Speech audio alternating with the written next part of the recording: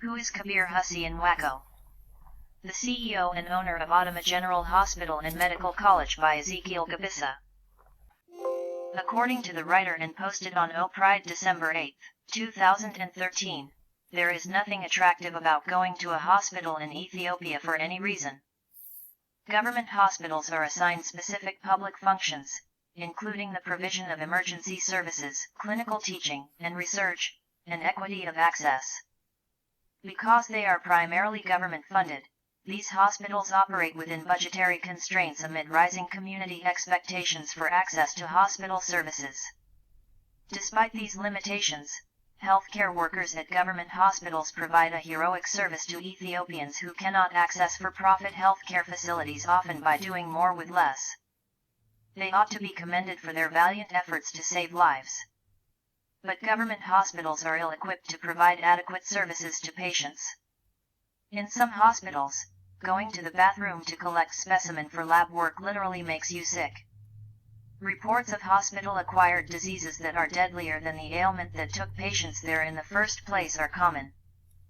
Family caregivers tell stories of horrific experiences at government hospitals. Recently, my friend's brother was left lying on a stretcher for 4 days, and died of an eminently treatable infection at one of the leading teaching hospitals in the country. Despite their high-sounding commercials, private hospitals aren't champions of quality care either.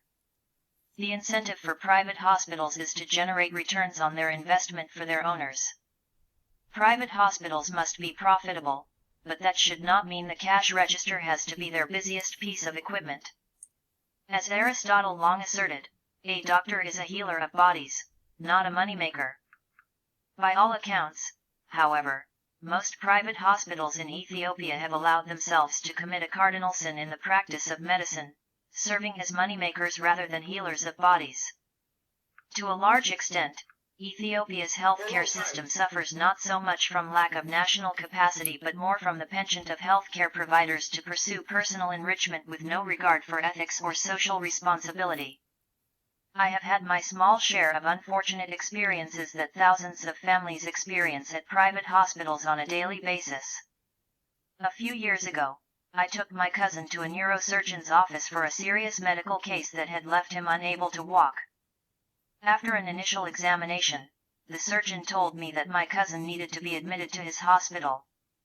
I did as instructed, paying thousands of bear for a variety of tests. I kept paying more and more, but heard very little about my cousin's condition. Bewildered, the family asked me to speak to the surgeon. No one on the hospital staff cared to pay attention to my pleas for a brief moment with the surgeon. Fortuitously, I run into the doctor and asked him how my cousin was doing. Normal expectation is for a physician to provide a report to the patient's family so as to alleviate the pain of suspense and expectation of the worst. But the surgeon did not bother to speak to me, a family member pleading for information about a patient under his care. We were outraged. Even in the simple matter of a business transaction, customers expect the service provided to be commensurate with the amount of money paid. Not in this case. Private hospitals in Ethiopia have turned Aristotle's ancient observation on its head, disregarding the ethical purpose of medical practice. Based on these observations, I had concluded that patients and family caregivers in Ethiopia would continue to suffer from the inadequacies of government hospitals and the rapaciousness of private hospitals. A glimmer of hope. Last spring, I witnessed a glimmer of hope, a social entrepreneur trying to ensure that the business of healing bodies doesn't have to be a generic money-making venture. A friend asked me to accompany him to a hospital in Adama, located about 90 km southeast of Ethiopia's capital, to check on his lab results. Upon arrival, I sensed a distinction about the compound itself. The hospital grounds were clean and tidy, and the courtyard adorned with an assortment of colorful flowers, vines, and bushes. The setting was so beautiful that it could pass for an expensive public park. It was clear that someone really cared about creating a healing environment, one that complements the work of physicians and nurses in providing quality care to patients. There is no doubt that the inviting breaths of fresh air helps patient recovery. Inside the building, the admission counter resembles a reception desk at a five-star hotel. There was no commotion or consternation in the hall. Everything seemed orderly. The relaxed atmosphere was not a result of low patient census or a matter of a temporary lull in activity. The workers were trained to value efficiency and treat everyone with courtesy and respect. More importantly, there was a system in place that ensured efficient service was rendered. The lab was equipped with state-of-the-art diagnostic equipment, a surprise to me since I know that new products are often costly due to the fact that manufacturers price their new products high enough to recoup their R&D costs. I would have expected a business such as this hospital to cut costs to maximize profit. However, Kabir Hussien Wako, the CEO and owner of Ottoman General Hospital and Medical College, is no foolish businessman. He knows how to make money. But in purchasing diagnostic equipment for his hospital, he seems to have violated every tried and true principle of business. He purchased the latest generation of diagnostic equipment at a very high cost. He purchased two pieces of the same equipment to ensure that service to patients is not interrupted due to equipment malfunction. On the face of it, this did not make strict business sense. But I was reminded that providing medical care to patients is not an ordinary business. The business of medicine is healing bodies, saving lives. It is this realization that compelled Kabir Hussien to invest in an extraordinary way. Equipment is important and Ottoman General is positioned to utilize leading-edge technologies, but equipment alone doesn't heal bodies. The way medical professionals deal with their patients matters more to healing. All the personnel and professionals at Ottoman General, from the security guard to the medical director, seem eager to make the experience of visitors as pleasant as possible. Everyone I met in the diagnostic center on the first floor was visibly eager to receive feedback, even from those with no medical expertise to proffer any useful advice. But it was clear that they valued consumers' feedback on their services. Patient satisfaction is central to the work of this hospital. I believe this key attribute will make Ottoman General the standard bearer of quality care and likely a trendsetter for hospital business in Ethiopia. Success in this business should not be measured solely by the size of investor return but also by the depth of recognition given to the humanity of patients and family caregivers. Doing well by doing good. The owner's insistence on making sure that physicians at Ottoman General don't take up part-time employment elsewhere is another significant innovation at this hospital. Ethiopian physicians in private practice are known for not giving undivided attention to patients. They typically accept more patients than they could treat within the time available to them. The reason is the efficiency of quick in and quick out, meaning more patients and more money. Physicians deserve adequate compensation for the service they provide to society. But their rights to proper compensation are legitimately exercised only if they honor their sworn obligations to uphold the patient's best interest. To mitigate this problem, Ottoman General compensates its physicians adequately while still serving a reasonable number of patients. This prevents physicians from the temptation of quick income over adequate patient care. In essence, Kabir Hussien is trying to resolve the dilemma of rewarding physicians for violating medical ethics.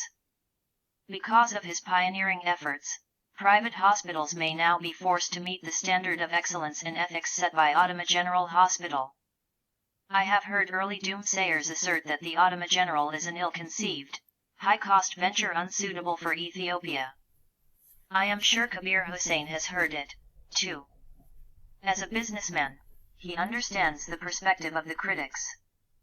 But Kabir Hussien is a social entrepreneur with a vision and mindset to start a high-potential venture that aims to create social value for its customers. Social entrepreneurs are internally motivated, high-energy leaders with tolerance for ambiguity, a knack for mitigating risk, and a passion for discovery and innovation. They are undeterred by critics. I have observed these qualities in Kabir Hussien. By all appearances, he seems content that the hospital is off to a great start to provide quality health care regardless of its profitability in the foreseeable future. The professionals at Ottoman General have seen Kabir Hussein's entrepreneurial mindset and leadership. Despite predications of failure, they seem committed to making his vision come true. The power of a single leader can be profound, and nowhere is this truer than in the idea of the Ottoman general.